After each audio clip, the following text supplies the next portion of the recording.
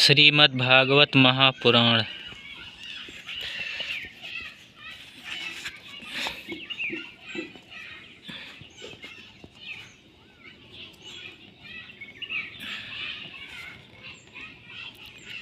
यदि आपको परम गति की इच्छा है तो अपने मुख से ही श्रीमद्भागवत के आधे अथवा चौथाई श्लोक का भी नित्य नियम पूर्वक पाठ कीजिए।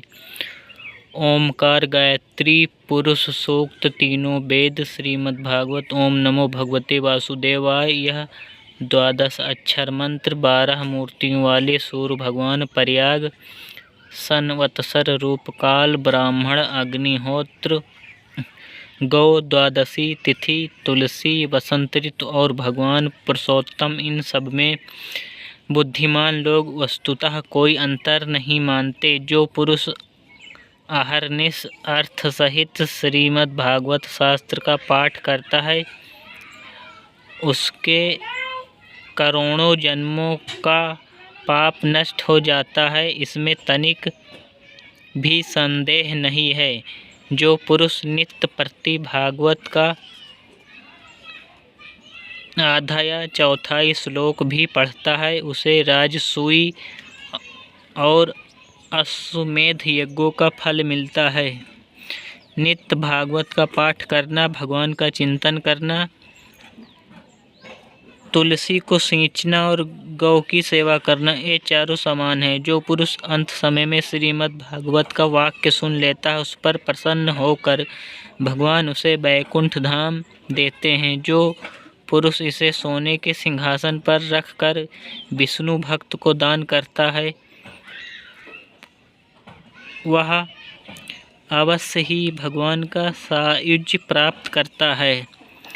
जिस दुष्ट ने अपनी सारी आयु में चित्त को एकाग्र करके श्रीमद् भागवत अमृत का थोड़ा सा भी रसास्वादन नहीं किया, उसने तो अपना सारा जन्म चंडाल और गधे के समान व्यर्थ ही गंवा दिया। वह तो अपनी माता को परसों पीड़ा पहुंचाने के लिए ही उत्पन्न हुआ। जिसने इस सुख शास्त्र के थोड़े से भी वचन नहीं सुने, वह परमात्मा तो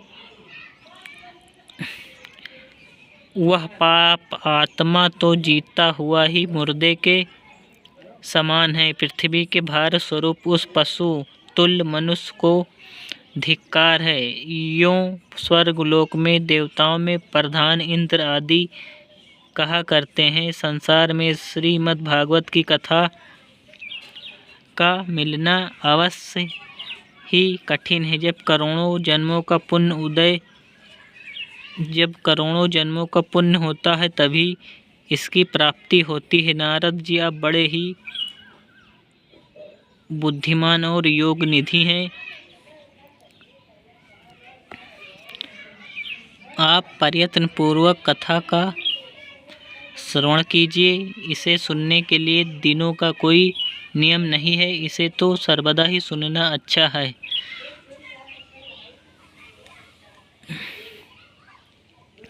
इसे सत्य भाषण और ब्रह्मचर्य पालन पूर्वक सर्वदा ही सुनना श्रेष्ठ माना गया है, किंतु कलयुग में ऐसा होना कठिन है। इसलिए इसकी सुखदेव जी ने जो विशेष विधि बताई है, वह जान लेनी चाहिए।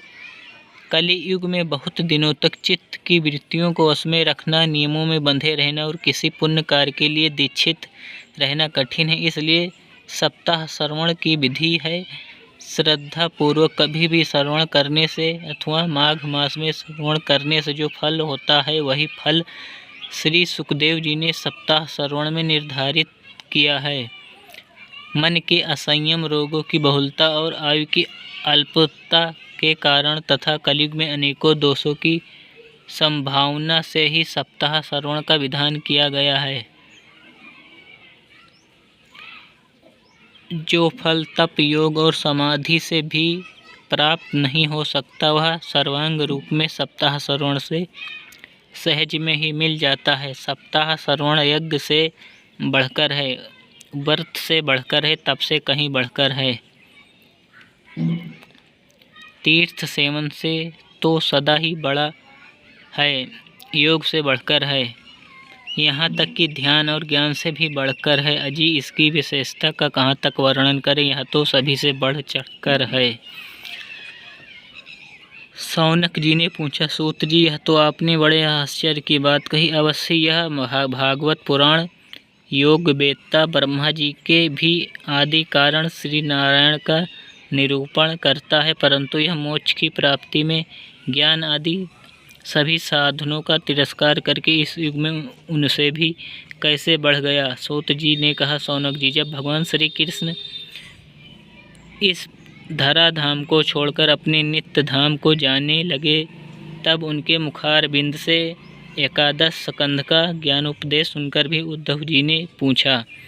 उद्धव जी बोले, गोविंद अब आप तो अपने भक्तों का कार्य करके परम धाम को पधारना चाहते हैं, किंतु मेरे मन में एक बड़ी चिंता है, उसे सुनकर आप मुझे शांत कीजिए।